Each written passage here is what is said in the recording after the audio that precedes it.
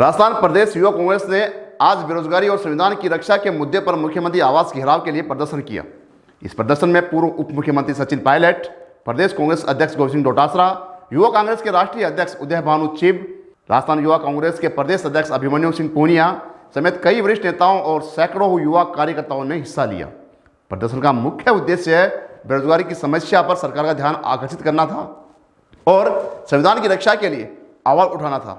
इस दौरान प्रदर्शनकारियों ने केंद्रीय गृह मंत्री अमित शाह के हालिया बयान को लेकर भी नाराजगी जताई। कांग्रेस ने बीजेपी पर आरोप लगाते हुए कहा कि भाजपा बाबा साहब भीमराव अंबेडकर का अपमान कर रही है और यह दलितों के साथ अन्याय का स्पष्ट उदाहरण है। भाजपा की नीतियां युवाओं के हितों के खिलाफ हैं और हम इसे बर्दाश्त नहीं करेंगे। इस प्रदर्शन में एआईसीसी सचिव चिरंजीवी राव, युवा कांग्रेस के कार्यकारी प्रदेश अध्यक्ष यशवीर सूरा, पीसीसी चीफ गोविंद सिंह डोटासरा, पूर्व deputy CM Sachin Pilot, Sudhendra mood, विधायक मुकेश भाकर, मनीष यादव, रामनिवास गावड़िया, सुरेश गुजर, प्रशांत शर्मा सहित कई प्रमुख नेताओं ने अपनी उपस्थिति दर्ज कराई। हजारों की संख्या में जुटे युवा कांग्रेस कार्यकर्ताओं ने बेरोजगारी हटाओ, संविधान बचाओ जैसे नारे लगाए।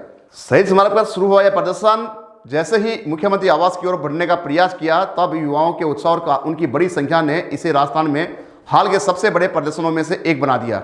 युवा कांग्रेस ने चेतावनी दी कि अगर बेरोजगारी की समस्या का समाधान नहीं किया गया तो आने वाले दिनों में और भी बड़े आंदोलन किए जाएंगे।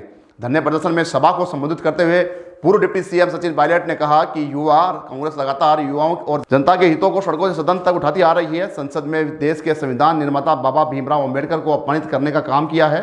पायलट ने कहा कि देश में जाति धर्म के नाम पर राजनीति की जा रही है, जिससे देश का नुकसान हो रहा है। देश के संस्कार, परंपरा और इतिहास रहा है कि इस भारत देश में भाईचारा, सद्भावना, अमन, चैन, प्रेम का उसको बरकरार रखना चाहिए। लेकिन दुर्भाग्यवश संसद में जो प्रकरण हो रहा है वो गलत है। सत्ताधारी दल अंबेडकर साहब को अपमानित करने का काम कर रहा है।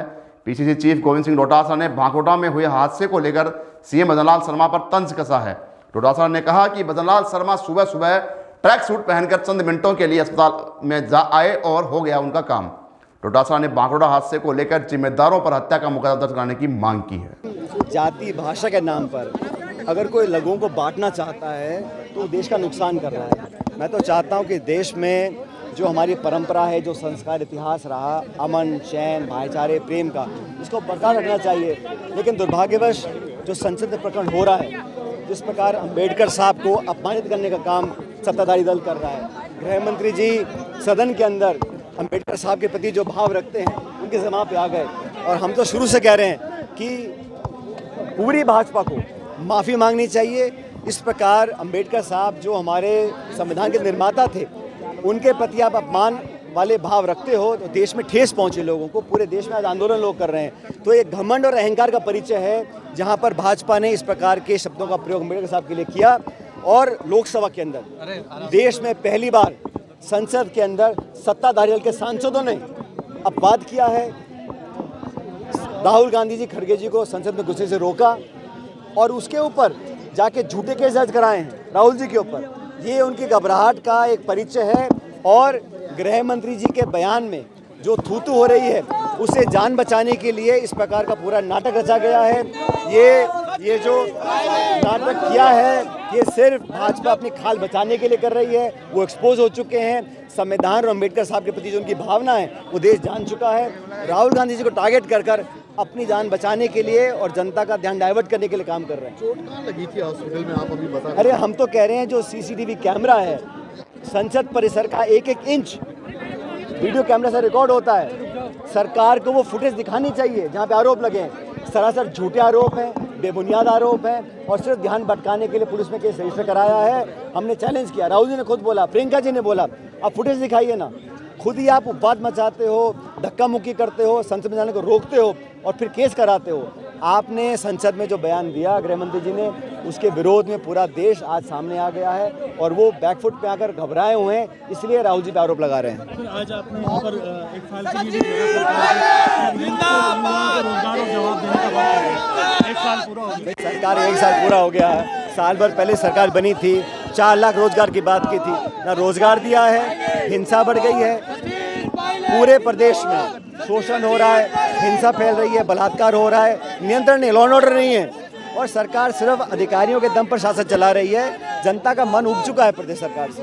आप देखिए 3 साल से रिंग रोड चालू है, और उसके लिए जो स्पान बनना चाहिए जिससे घूम करके ऊपर चढ़ करके रिंग रोड पे चढ़ेंगे, वो बनाया नहीं NHAI ने, और गलत यू टर्न तोड़ करके 10,000 गाड़ियां प्रतिदिन जा रही हैं, तो वहां एक्सीडेंट नहीं होगा तो क्या फूल बरसेंगे? इसलिए NHAI के अधिकारियों के खिलाफ तुरंत मुकदमा दर्ज होना चाहिए और उनकी तरफ से इनको कम से कम एक मृतक को 50 लाख रुपए कम से कम देने चाहिए NHAI को। आज श्रद्धांजलि भी दी गई यहाँ पे मृतक बिल्कुल। डिमांड की गई है कि जो मुआवजा है वो बढ़ाया। नहीं, हमारी श्रद्धांजलि भी है, तन मन धन से हम साथ भी हैं, लेकिन इस तरीके से नहीं कह सकते। आप बताइए, किसी की जिम्मेदारी तय नहीं, मुख्यमंत्री घूम के आ गए तो वो पर्यटक स्थल था क्या? घूम के आने के उनके बाद में उनका स्टेटमेंट आना चाहिए था कि NHAI की गलती है कि 4 साल से उन्होंने, उस ठेकेदार ने जानबूझ के, अधिकारियों ने क्यों नहीं बनाया, वहां पर स्पान क्यों नहीं बनाया। 10,000 गाड़ियां 12,000 गाड़ियां आती हैं और वो अगर गलत यू टर्न लेकर के जाती हैं, डिवाइडर गलत से जाती हैं, तो एक्सीडेंट तो होना स्वाभाविक ही था।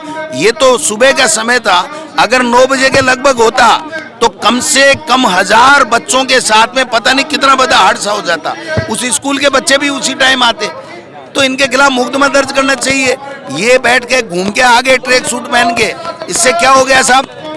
आपने मुख्यमंत्री हो, आपने किसी की मीटिंग लेकर के कोई जिम्मेदारी तय की क्या? ये तो सीधी सीधी सवाल है कि आप रिंग रोड चालू कर रहे हो और स्पान नहीं बना रहे हो, गलत यू टर्न से 10,000 12,000 गाड़ियां रोजाना जाएंगी, तो एक्सीडेंट तो होना ही था।